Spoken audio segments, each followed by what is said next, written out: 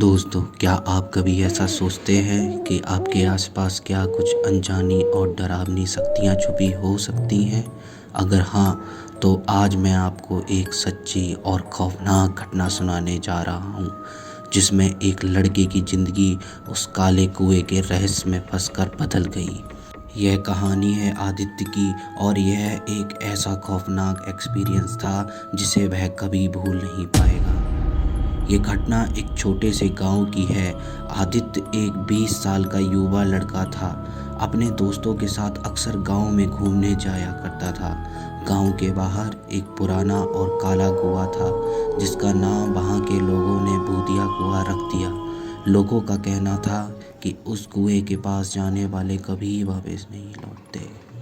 एक दिन आदित्य और उसके दोस्तों ने एक दूसरे से शर्त लगाई कि वह काले कुएं तक जाकर आएंगे।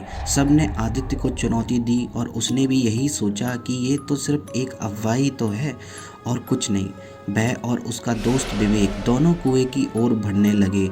जैसे ही वे कुएं के पास पहुंचे, हवा अचानक तेज हो गई और अजीब सी चुप्पी छा गई। फिर आदित्य ने जैसे ही कुएं के पास जाकर देखा, उसे लगा जैसे कुएं के अंदर से कुछ आवाज आ रही हो, एक सिसकी जैसी आवाज जो कभी रुकती नहीं थी। उसने विवेक से पूछा, क्या तुम्हें भी ये आवाज़ सुनाई दे रही है? विवेक ने सिर झुका के कहा, क्या तुम पागल हो? वहाँ कुछ नहीं है। लेकिन आदित्य को वो आवाज़ साफ साफ सुनाई दे रही थी। आदित्य ने साहस दिखाया और कुएं के अंदर झांकने की कोशिश की।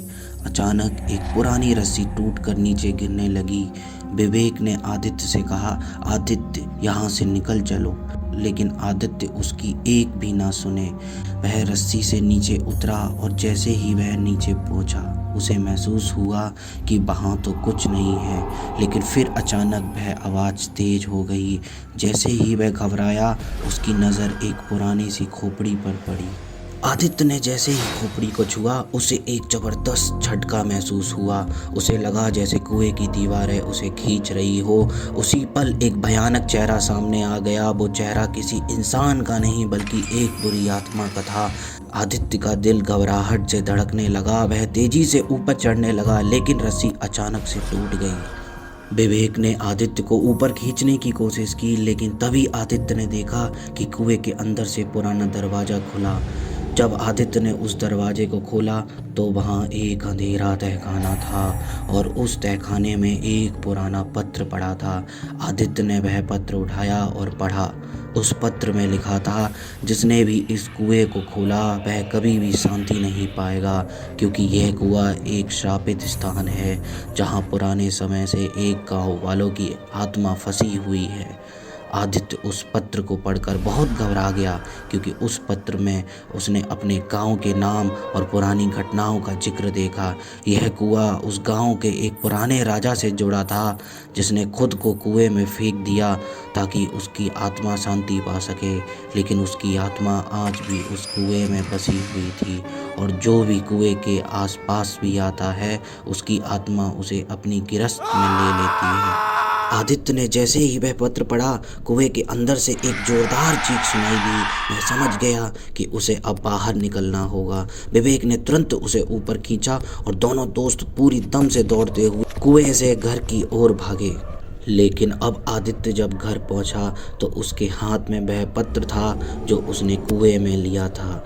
आदित्य ने महसूस किया कि वह पत्र तो अभी भी मेरी जेब में है, लेकिन जब उसने उसे खोला तो देखा कि वह पत्र अब गायब था। वह समय समझ गया कि उस कुएं ने उसकी आत्मा में कुछ जादू किया है। रात में आदित्य को उस कुएं का भूत दिखने लगा और वह शापित आत्मा उसके सपने में आने लगी। आज भी आदित्य उस काले कुएं को देखता है, लेकिन अब उसे समझ में आता है कि वह कुआं केवल एक स्थान नहीं था, बल्कि एक पुरानी आत्मा का घर था। और हर किसी को जो उस कुएं के पास गया था, वह आत्मा अपनी तरफ उसे खींच लेती है। दोस्तों, कभी भी किसी पुराने और डरावने स्थान को हल्के में मत लें। कभी कभी वहाँ छुपी हुई ताकतें इतनी शक्तिशाली होती हैं कि हम उनका मुकाबला कभी नहीं कर पाते।